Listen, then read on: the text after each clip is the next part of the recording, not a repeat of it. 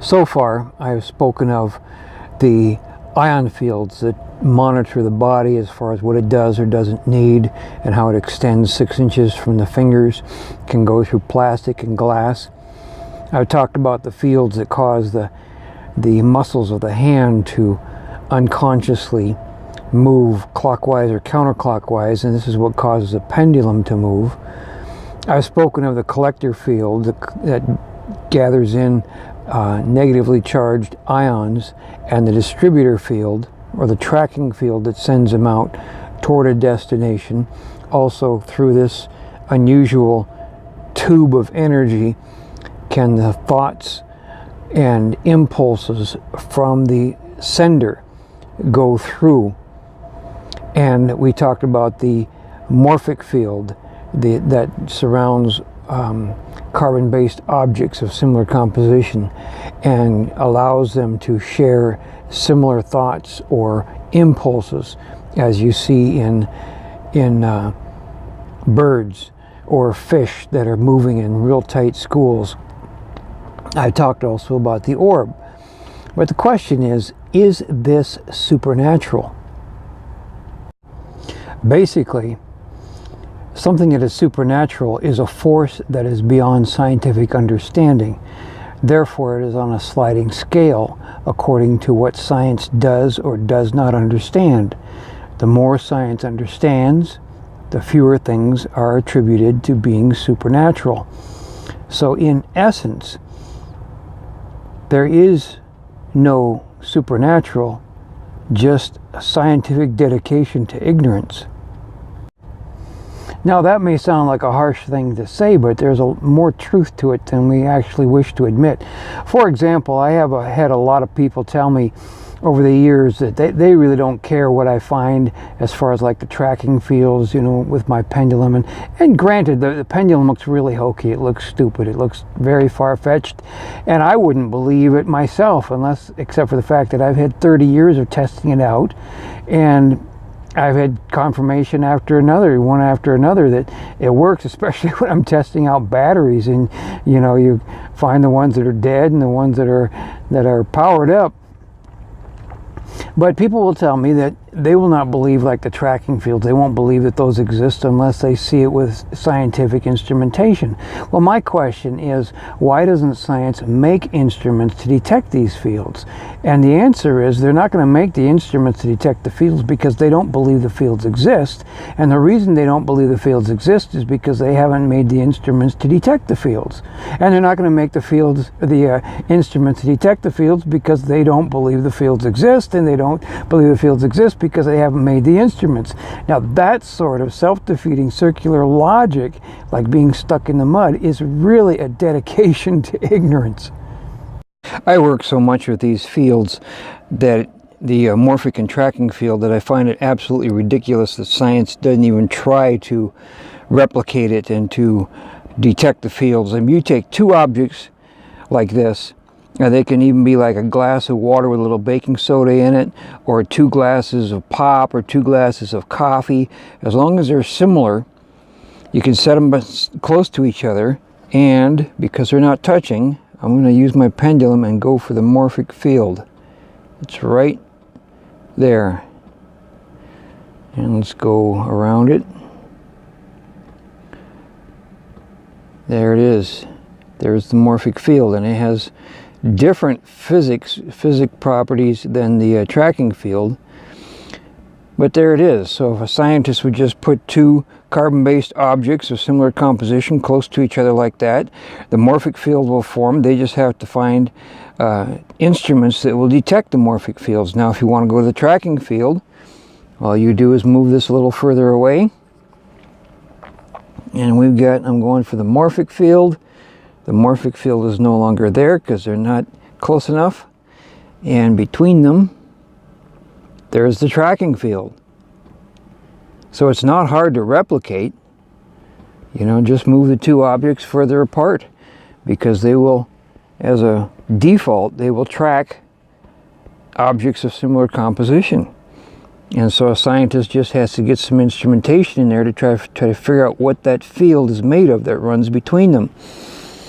Or if you want to get really fancy, There we go.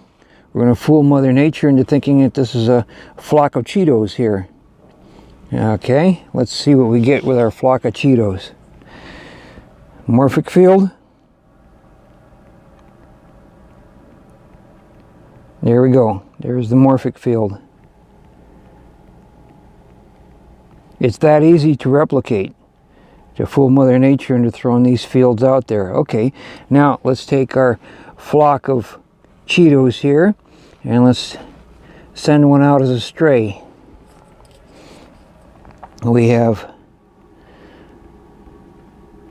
morphic field for this flock.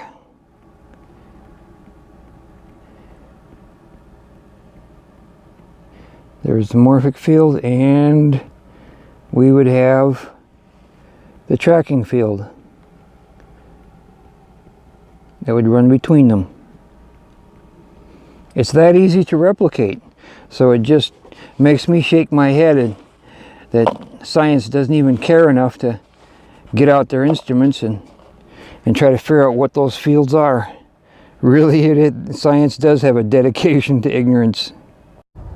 If you take a deeper look at modern science, you'll find out it's not as impressive as they want you to think it is. For example, Rupert Sheldrake wrote a book, and in England it's entitled The Science Delusion. Now, the American version of it has a more positive cover on it. It's actually entitled Science Set Free, and he points out that 10 of the most fundamental assumptions of modern science are themselves unscientific and do not stand up to even most basic of scrutinies.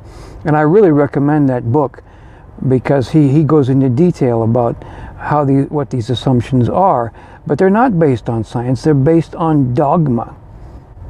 For the most part, science has no interest in these things. They have no interest in these fields. They have no interest in making devices that will detect these fields. So here am I with a pendulum, and I'm able to detect some of the fields that are out there. And actually, to date, over the last 30 years, I have either identified or discovered about a dozen fields that are not in the scientific literature, and science has no interest in what they are.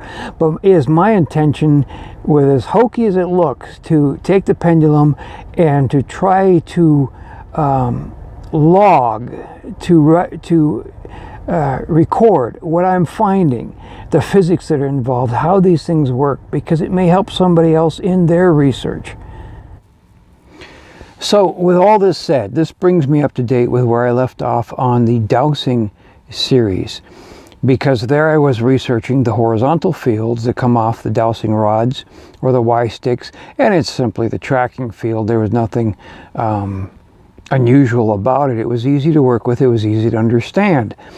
But then I started researching the vertical fields that come out of the ground if a person is looking for water, or if they're looking for buried treasure, or underground pipes or wires or gold, those sorts of things. And the physics and the properties of the vertical fields coming out of the ground were very strange, and they actually introduced a whole another series of fields to where I realized I'm going to have to make an entirely different series to continue on in the research of these new fields that are being revealed through the vertical marker fields that are coming out of the ground.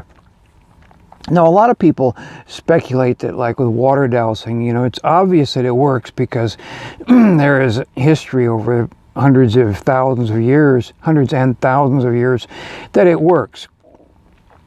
And it's been proven that it works, but people speculate, well, maybe it's an energy field or magnetism or gravitational pull from the water, excuse me, that's coming out of the ground that causes the field to be detectable. But I don't think this is the case, because a good dowser can go from detecting water to detecting gold or underground pipes. So if it was just the energy field coming out of moving water, then how can he switch and also be successful with dowsing these other objects? No, I actually believe that it's not the subconscious of man, but actually the spirit of man can travel and move underground and detect the things that are there. Because even in Scripture it says that the Spirit can travel. Paul told the Corinthians, he said, when you are gathered together and my Spirit is among you, hand this man, this particular man, hand him over to Satan. So the Spirit, Paul's Spirit, is with his body wherever he's at, but his Spirit can also remain with his body and also can travel to where the Corinthians are at. Similarly, a dowser can project his spirit underground and study and detect the water, the quality of water, the flow of the water, where the streams are, where the main course of the water flow is. And oftentimes they will set up for themselves a code to try to decipher what their spirit is detecting.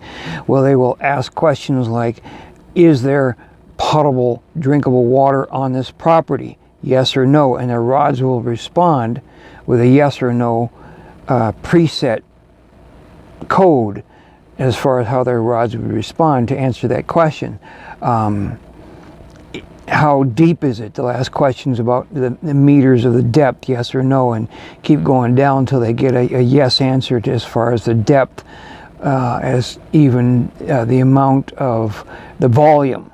How many gallons per minute. They will get yes and no answers on their rods. And basically what they're doing is just deciphering what their spirit is finding.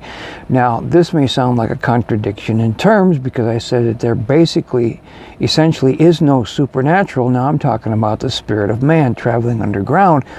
But this is all part of nature. When God made man in his image and breathed into him the breath of life, the spirit, that's part of nature. That's part of creation. That's not supernatural. That is as natural as anything else part of nature.